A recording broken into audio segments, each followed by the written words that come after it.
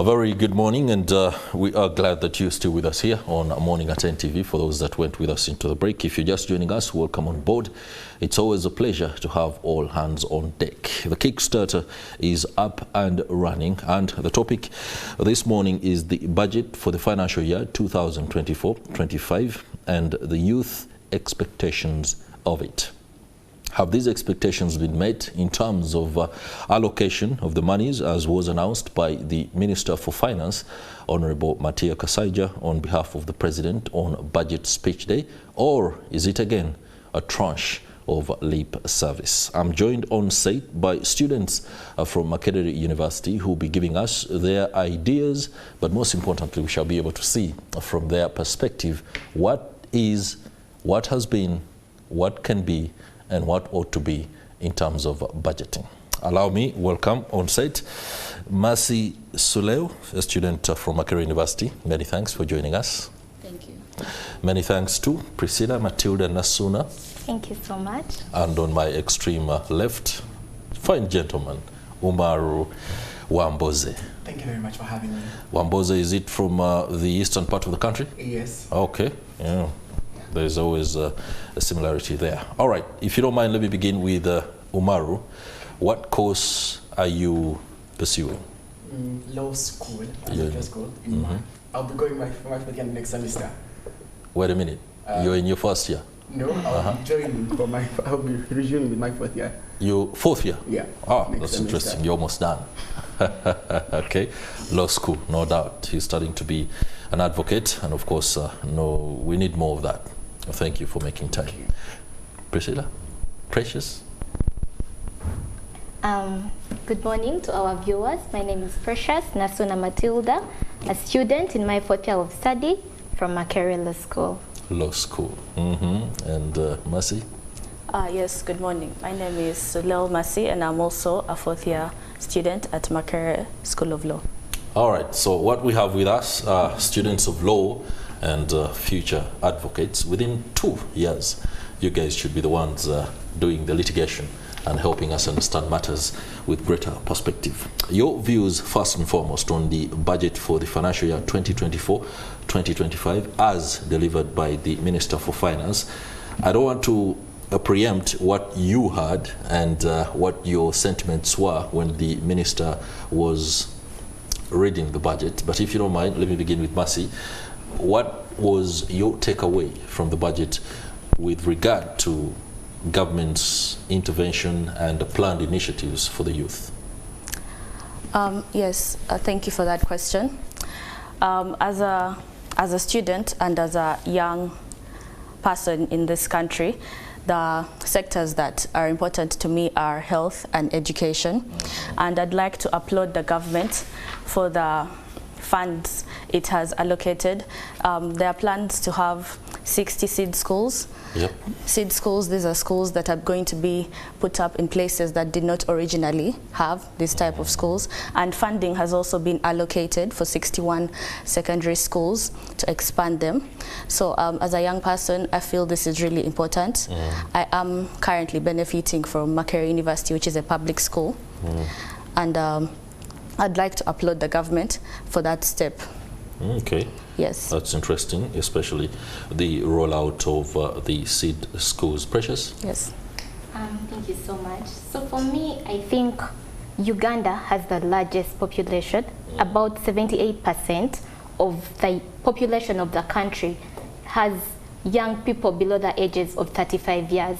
So obviously that means that as a budget, there are sectors that are going to require more funding, ideally.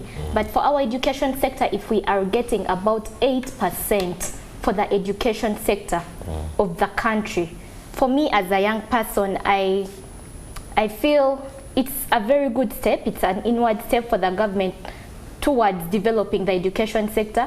But then again, I feel like 8% is very little for the education sector to be able to produce more productive, more resilient labor force of the country. So for me, I think that's what stood out. If our budget is spending about 57% on debt repayment, yet 8%, only 8% of the budget is what is going to the education sector, there are a bit of loopholes that need to be addressed. All right, so we shall be finding out exactly how those loopholes can be addressed, because what I know right now is that government is in need of all the advice that it can get in order to ensure that we cut back on our budget, and especially the debt aspect hitting the roof as likely as it is. Umaru, what was your take away from the budget reading process? I think for me, my sentiments are quite similar with those of Precious. But again, I look at it with a bit of foresight, because if the majority of us, 78%, are below 35 years. That's right. Yeah, we are young people, and then most of the young people are either just out of school or still in the education sector, and you're giving that education sector 8% of the budget, and you expect it to be to produce productive citizens, or people you expect to be giving you taxable income in a few years. And then you look at your budget, 57% is coming from debt, and you expect someone to pay that debt in the nearby future. But you're not facilitating this 78% who will be paying that tax in the nearby future to be able to pay that tax. And so I think it's a bit problematic, because on top of all that, you keep levying more and more and more taxes for an unproductive, unfacilitated population, and you somehow expect that, well, we are going to be middle income within a few years. So I think for me, I think there's a bit of misplaced priorities within our government planning and budgeting, and I think the sooner we realize that, the better, but even the faster we act, we're much more better. Yeah.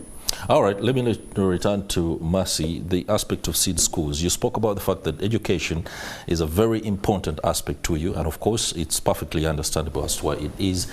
The youth must be educated in order to be the better citizens that the nation wants. When you look at the functioning of the education system, how does the seed schools initiative help better what is already available? Does it completely transform the education system in Uganda as we know it, or is it trying to complement an existing setup, especially in terms of structures? How do you view this? And if you don't mind, share if you have any stories or examples of some of these rolls out of seed schools. Yes, thank you about that. There have been many areas in Uganda that do not have secondary schools, the universal secondary schools, even at sub-county level. Yeah. So this rollout of seed schools is allowing these areas have this type of education that's available in parts that they would have originally had to travel to. And government is also prioritizing refugee hosting districts when it comes to these seed schools. Okay. The funding is also being allocated to expanding the infrastructure of existing secondary schools. And when it comes to whether this is adequate or it's going to revolutionize the education sector, there's still a lot of gaps in this education sector. I'd like to discuss the transition we see from UPE schools to USCE and to public universities. Public universities currently are filled, but when we look at the people, or the people that are accessing these public universities, not a lot of them are coming from universal secondary schools, and even less are coming from even less transitioned from UPE schools. That means that there's definitely a gap when it comes to the quality of education. So these public universities are benefiting the people that have gone to elite schools, schools that can provide them with quality education. It means even as we expand the infrastructure for USCE schools, and even as we create more, we need to address the fundamental problem, that's quality of education in these areas. Okay. I'd also like to note that currently Uganda does not offer free pre-primary education. That's schooling at the nursery level. Yeah, kindergarten. Yeah. This is not available at the moment. What this means is that children are enrolling directly into P1, especially those that cannot afford kindergarten, that cannot afford kindergarten. Yeah, it's quite expensive in many areas, And what we have here is a gap. And kindergarten is a fundamental stage when it comes to grasping basic education concepts at a very young age. So we find these UPE schools are suffering with a gap when it comes to those that have gone to kindergarten and the students and the pupils that are just enrolling as they are in P1. Okay. So I think the government should definitely look at expanding and interrogating how we can allocate this budget into seeing that we have free pre-primary education for all pupils in Uganda. Yeah, that's interesting when the need for free pre-primary education is made. I do figure that the number of children or infants, the toddlers that need this kind of education is really enormous. If you were, for example, to visit any one of these pre-primary schools, the learners are really very, very many, and that would be some huge task on the part of government to ensure that there is a kind of free education. But already free education at primary level and secondary level seems to have its challenges. Now that you would want for the pre-primary to also get a feel of those challenges, especially when it comes to capitation funds. Sometimes we are told it's as much as 20,000 for a year. Yeah. It's really very damning. But that's a conversation I know that many technocrats are having in the corridors of power, and how it can improve and whether it can actually be rolled out remains to be seen. But I'm glad that you have triggered that particular debate to go towards that direction. When it comes to access to education, and this question goes to Precious, a lot of people who have, a lot of students, I must be very specific, who have finished USE and transitioning to university. Mercy has already spoken about the fact that that might not be happening as effectively as we think it should. When it comes to university education right now, you are no doubt very privileged to be attending the top public university, not only in Uganda but across the region, and indeed very formidable in Africa. Do you see a need for a reconfiguration of the system to allow for those that may have dropped off before, especially either they've been in UCE or just pursuing education normally in the private institutions? Do you think there is a need to reconfigure how students join university to allow for those that may not be privileged in order to achieve their dreams, especially when it comes to whether you want to be a lawyer, you want to be an engineer, or you want to be a musician? Because I know music and dance is pretty much something that has also caught up in universities. Do you think there is a change? And if you think that way, can you identify those where these gaps can be clogged? I think for the start we need to acknowledge the fact that Uganda currently is playing catch up. We are playing catch up from the global changes that are happening. We are playing catch up from the COVID-19 pandemic. We are playing catch up from the conflict, the global conflicts, the regional, the international conflicts that are going on. So we need to acknowledge that fact. But also, most importantly, Uganda is playing catch up with countries that are 50 years way more developed than us. So we are playing catch up as a country. But in the process of playing catch up as a country, where are our resources? Where are our priorities right now? First of all, we are seeing countries like Sierra Leone has a way lower GDP than Uganda. That's right. But Sierra Leone is allocating about 20% to the education sector. So that shows that the other African countries have leaders that are dedicated, that are committed to developing these sectors that are more pressing. But as a country, if we are allocating just 8%, 8% is very minimal. But then in this 8%, we believe that there is hope for the future, I must say. And then when I was looking at the budget, I realized that about 27.52 billion is being allocated to this student loan scheme. So if these policies are in place, how are they being implemented? Are they being monitored? Are they being effectively evaluated?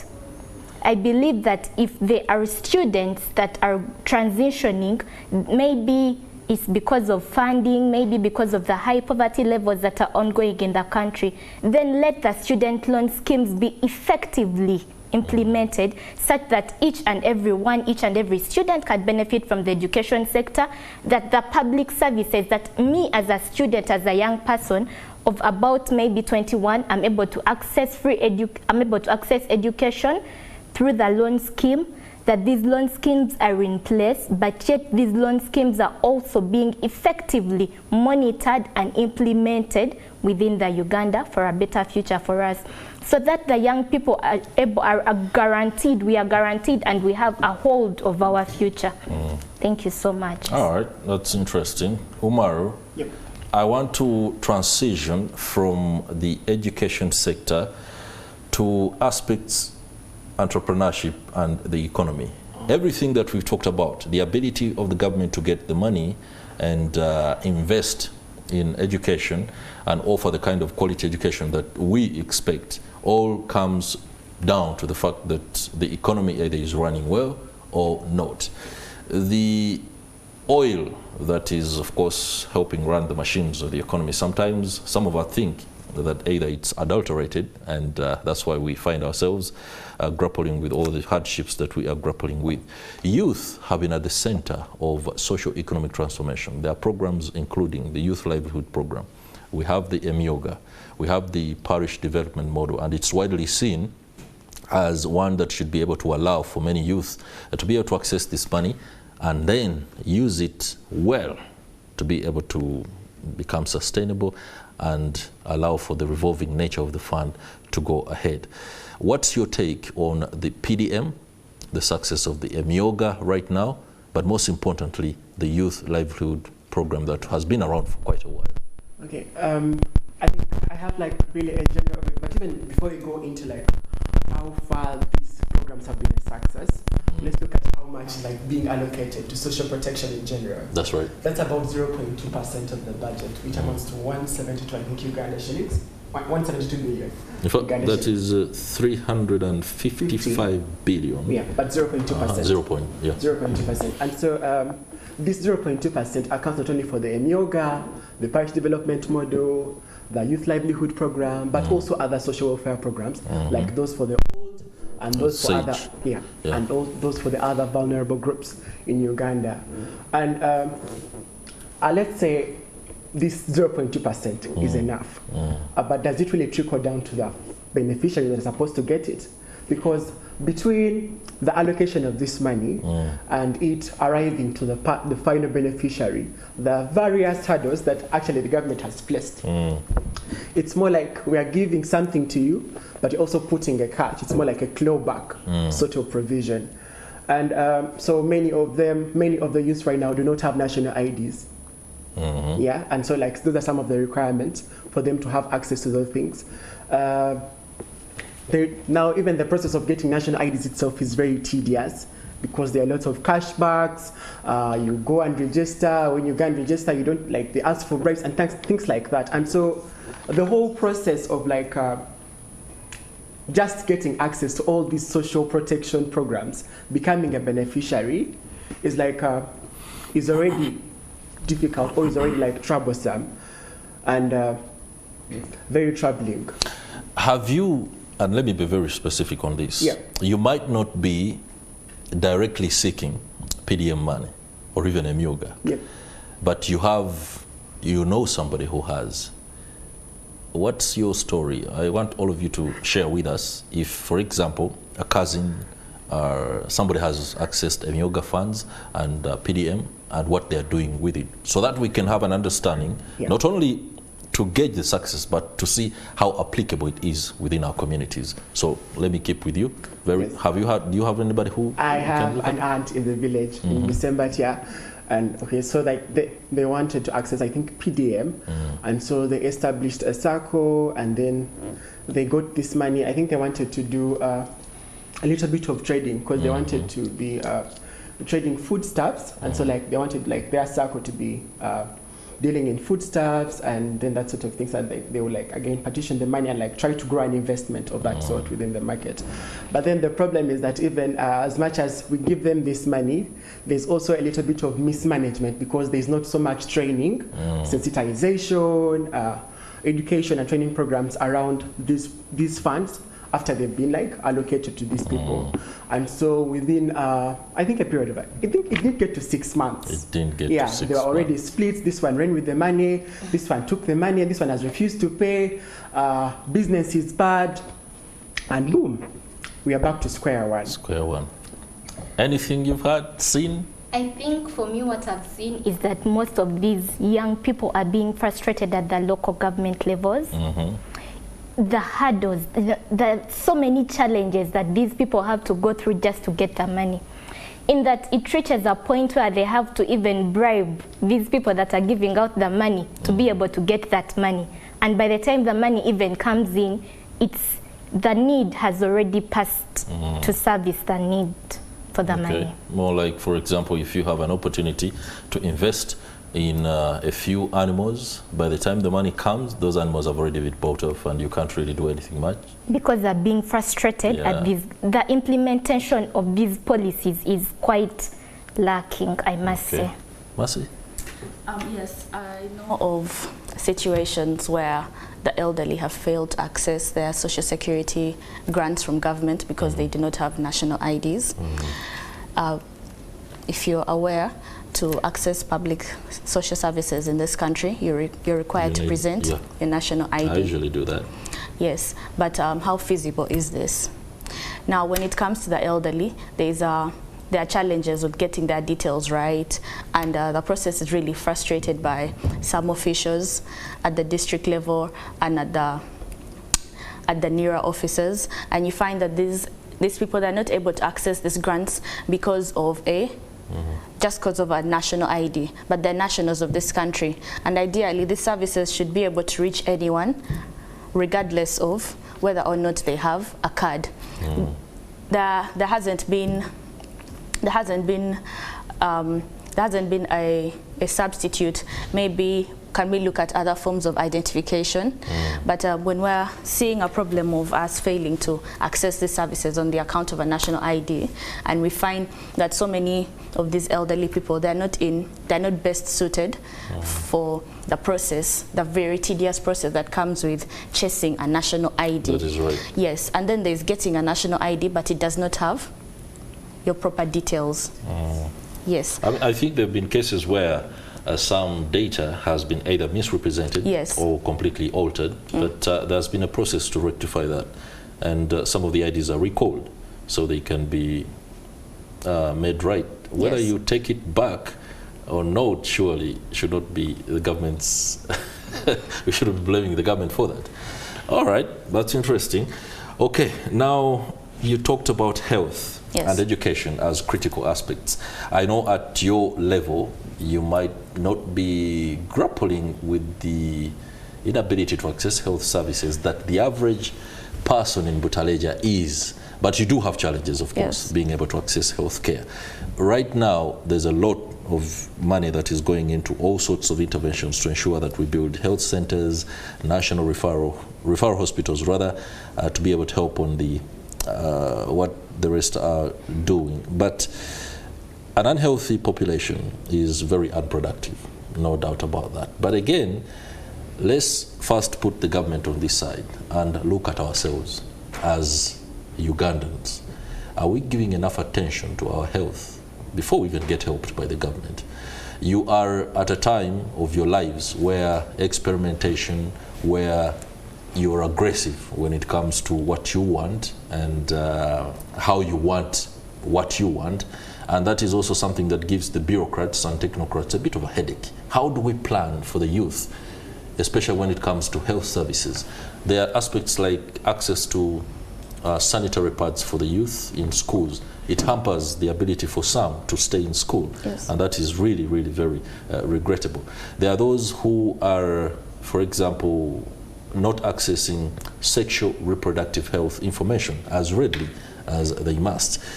what's your view on that? And if it is to close the gaps that need to be closed, where and how should this be done? Let's begin with Precious.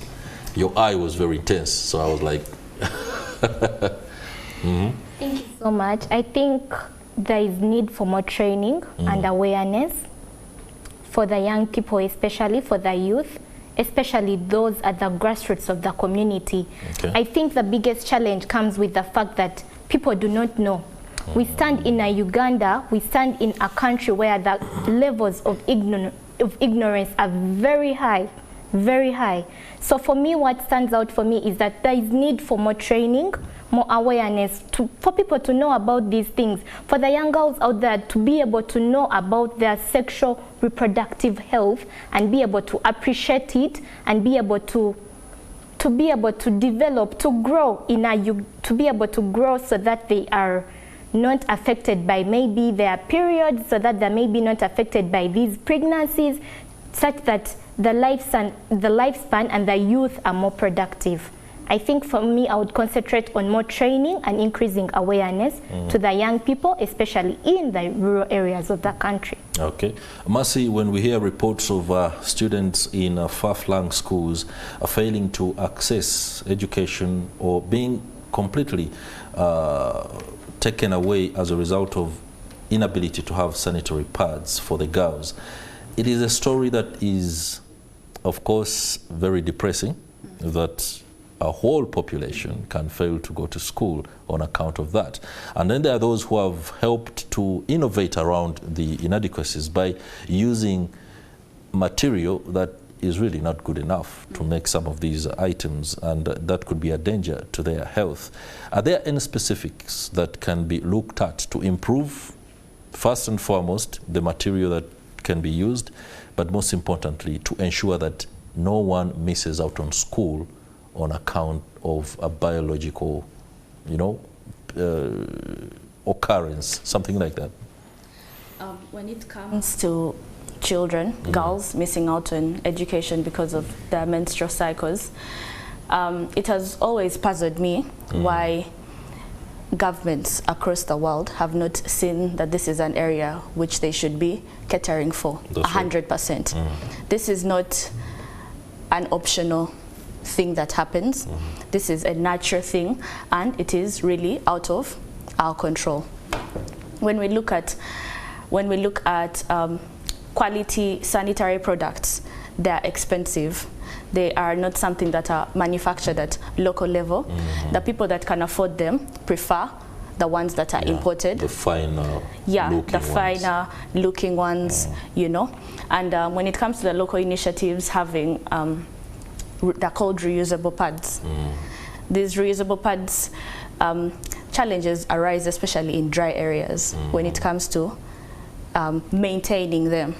So I think the solution here is the government should definitely provide funding, and we should look at innovative solutions of how we can see that these sanitary products are provided by the government and are distributed at local level across health centers and especially schools. We should not see, especially in a government-funded school, we shouldn't have cases of girls missing out on school because they do not have sanitary products. School, that should be the least thing to happen. That should really be the last thing that should happen. So can we see how we can bring this up? How can we facilitate these people?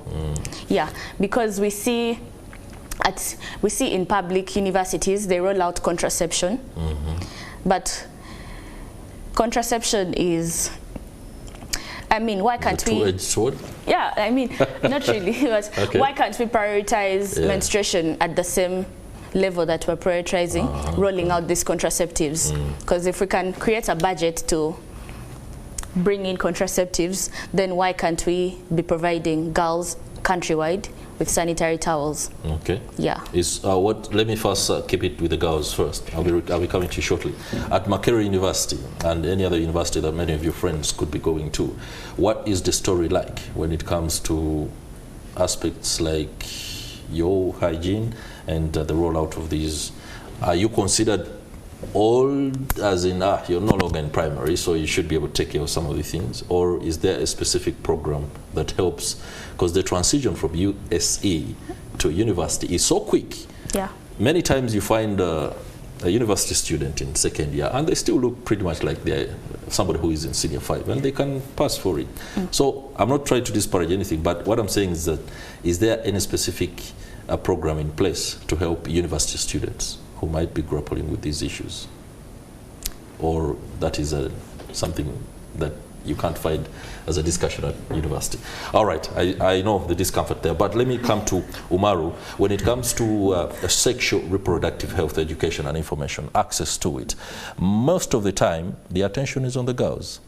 But recently we've seen a wave that says the boy child has been forgotten and we are unable to be trained, schooled in order to handle the girls who are trained and schooled to handle us.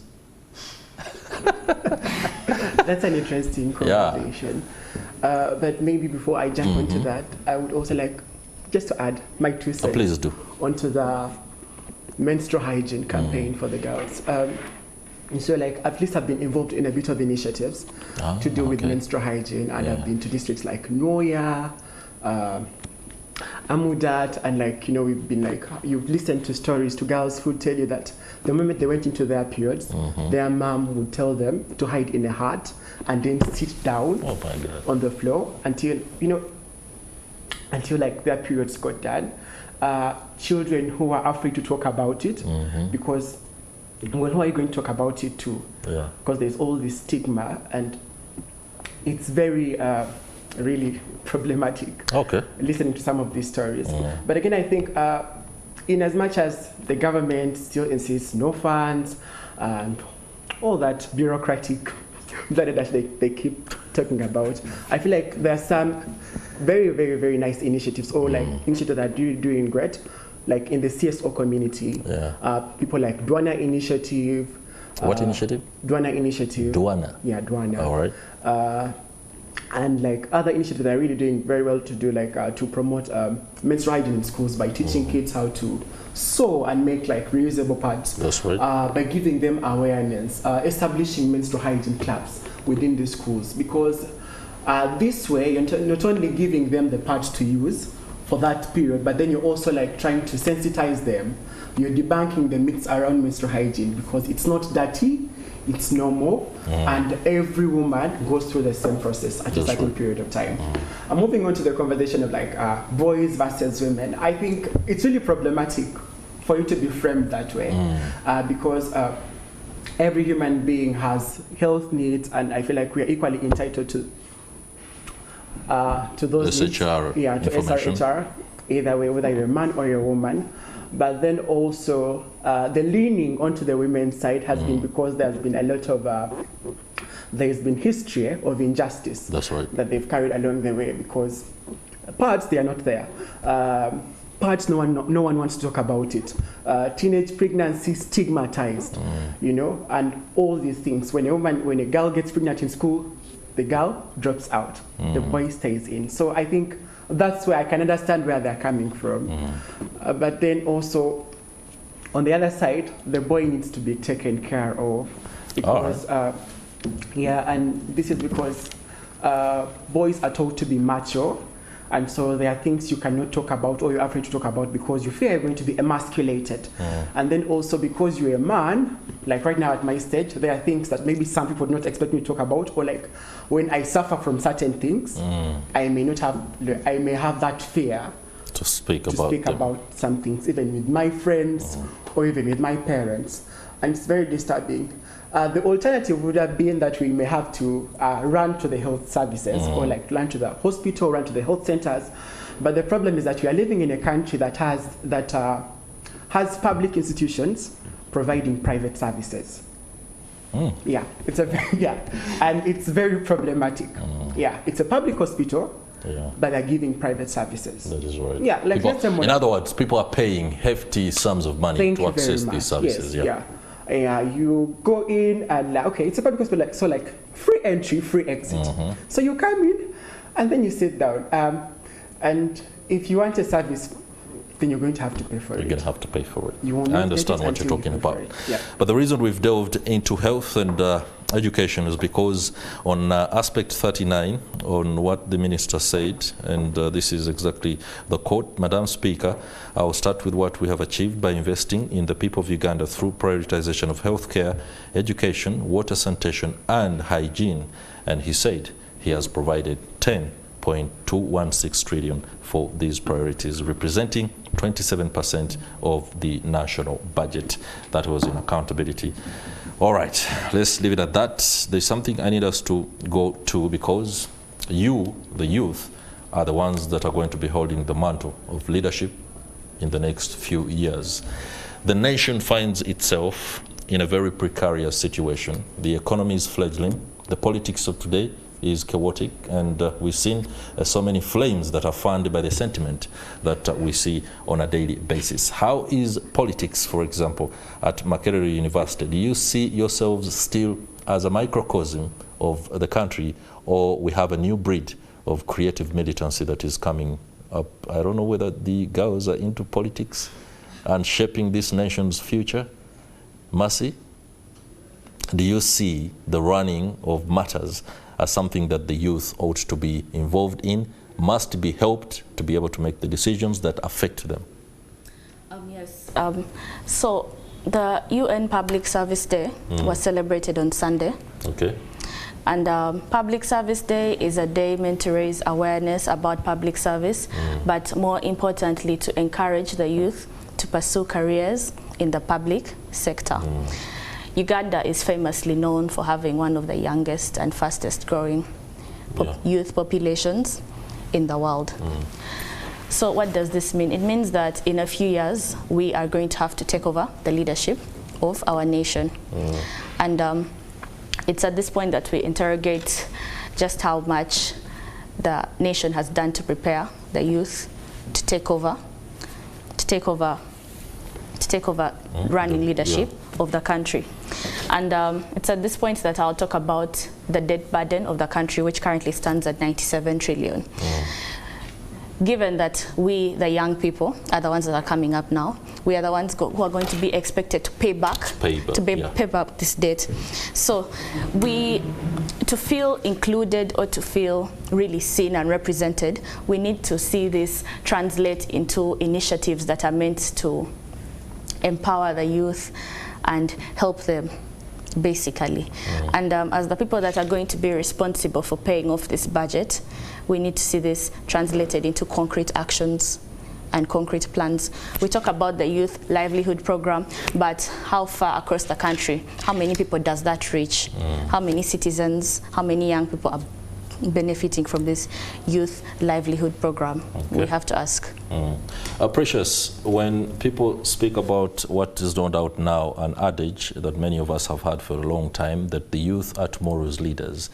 Are the youth interested in leadership or matters of leadership? One, why do I ask this question? Today, we are seeing a series of events happening in Kenya, and Gen Z is at the center of these protests.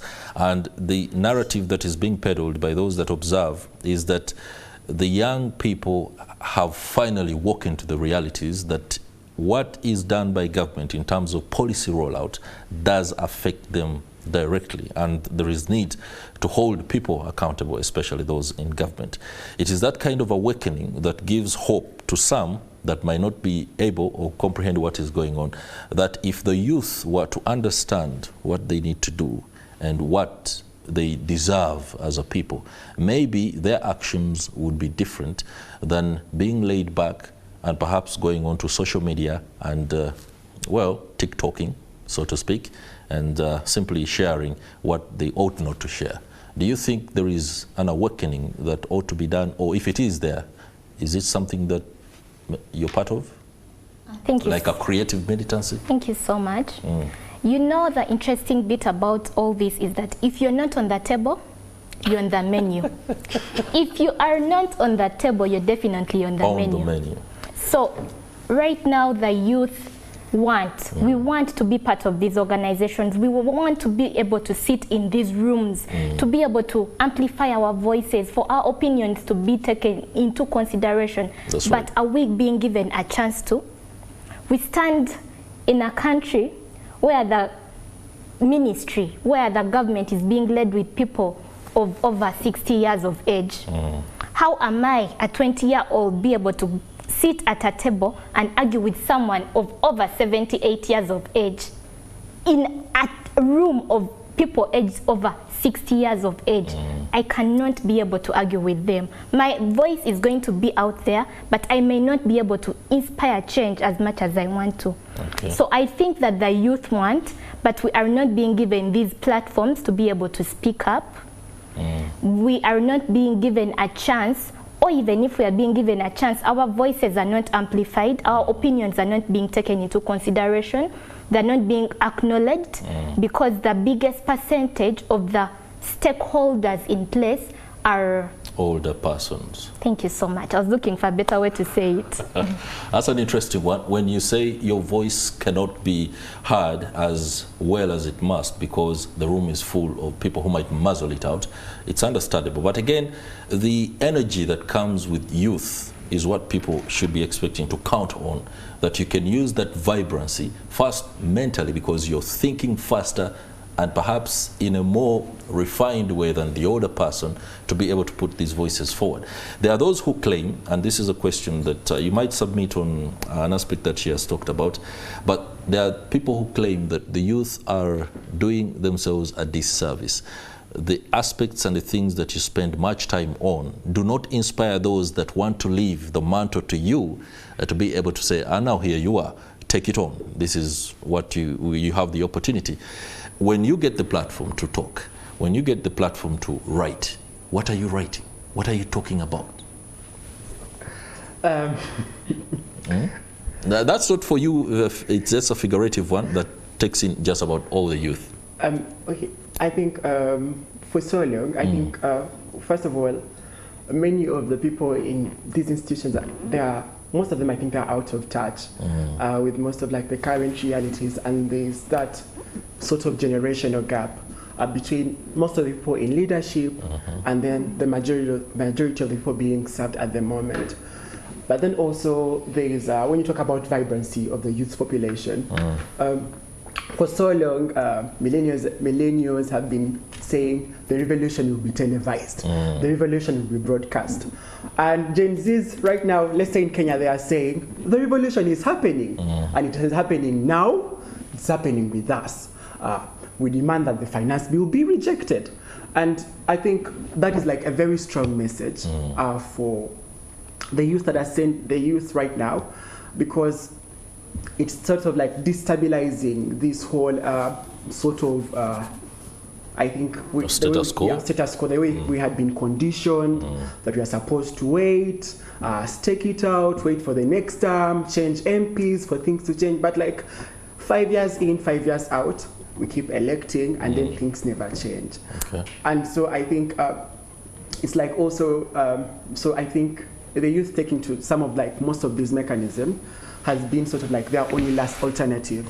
Talking about platforms, it's very famous that people know that we have freedom of expression, but do you have freedom after expression? Yeah, are you sure that maybe after saying this and this about the government or about Mr. Who and who is in a certain ministry, you'll not be on your way to the next, you know, on the next drone.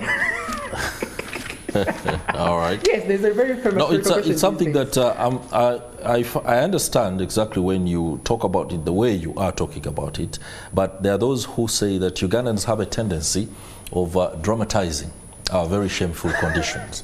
Things are happening, but people can talk about it, and then all of a sudden you hear somebody saying, but that's what happens, you know, that's government.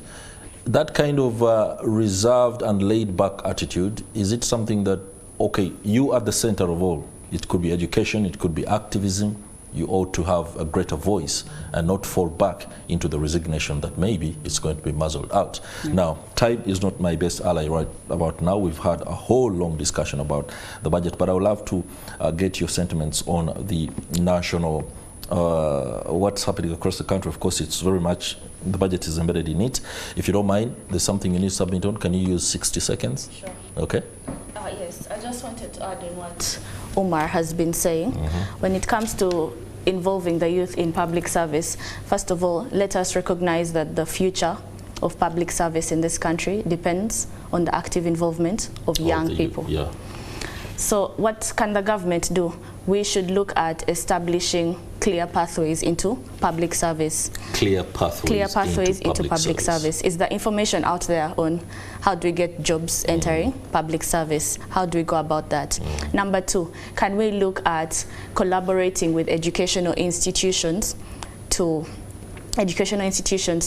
educate young people on public service? Because when it comes to public service, at the forefront of our mind, we're thinking about corruption and really all the ways that this has been mad. Let's take steps and let's provide resource, let's provide financing for youth-led initiatives. Let's spotlight the youth when it comes to this, because let's not choose to focus on what are the youth doing wrong. Let's ask ourselves, what have we as a country done to make sure that today the youth are doing the right things? The right thing. Yeah, if there are problems of alcoholism, drug abuse, have we provided avenues for these people not to get involved in these activities? What are the productive activities, engagements we have in the country so far? Okay. Mercy, Precious and Umar, we have some time to be able to interrogate some other aspects. But for now, let's go for a break. When we return, this conversation will continue. You're watching the Kickstarter here on Morning at NTV, and we are listening to students from Makerere University who are sharing their perspective, but most importantly, emboldening our understanding of matters through their own eyes. We'll be back after the break. Stay with us.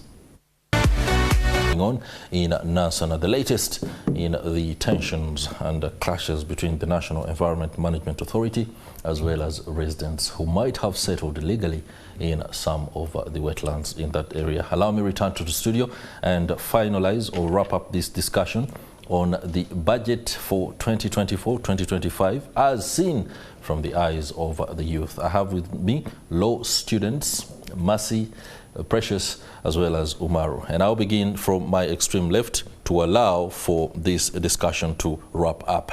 What is that wrap? Anything that I might have missed? Please be very brief.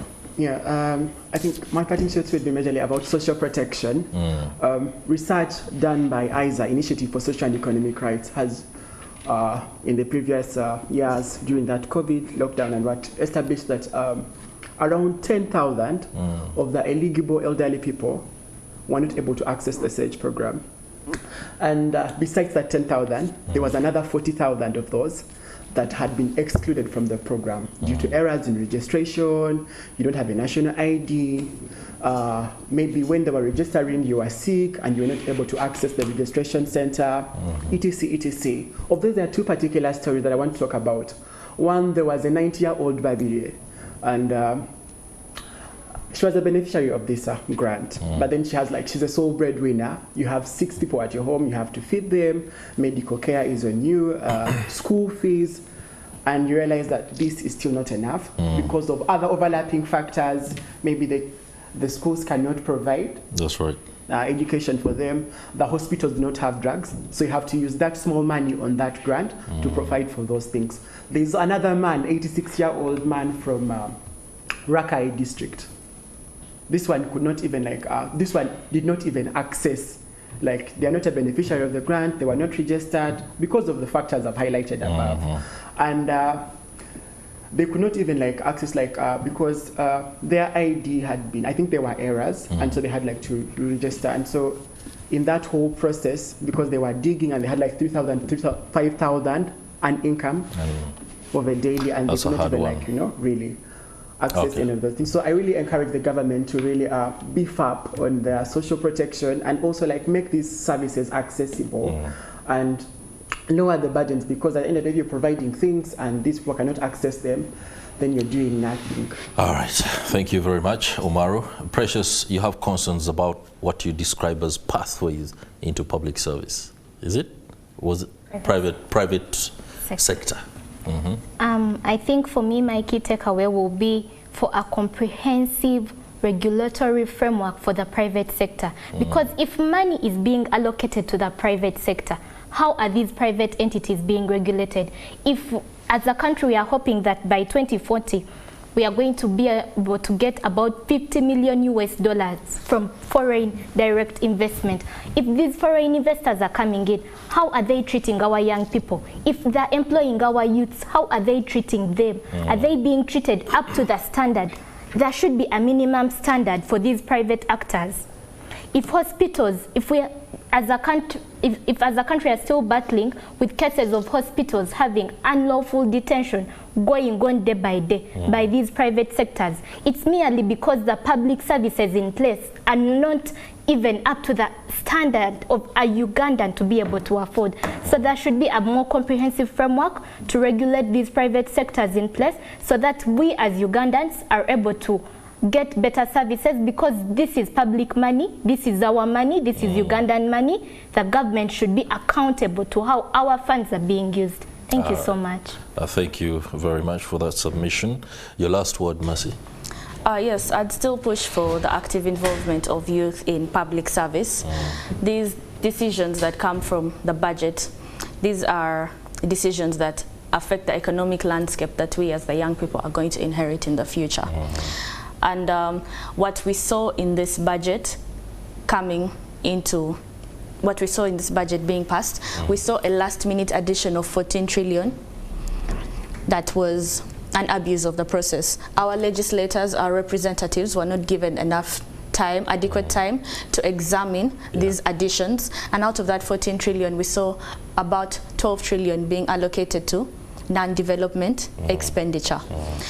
So we need to really interrogate exactly what are the repercussions of this budget. Okay, and that's an opportunity I'm sure we shall have in the coming days as we continue the look at the post-budget planning and implementation process. Many thanks, Mercy Suleo, Precious Matilda Nasuna, as well as Umar Wamboze, law students at Makerere University. We are emboldened by your look at matters, budget, as well as the economy. That will do it for this discussion, and indeed, Morning at NTV. It's been a pleasure having your company on behalf of my colleague, Priscilla Regina Naloga, and indeed, the team behind the scenes that ensures these 2.5 hours are as exhaustively informative as they are. No doubt, it's been a great job done.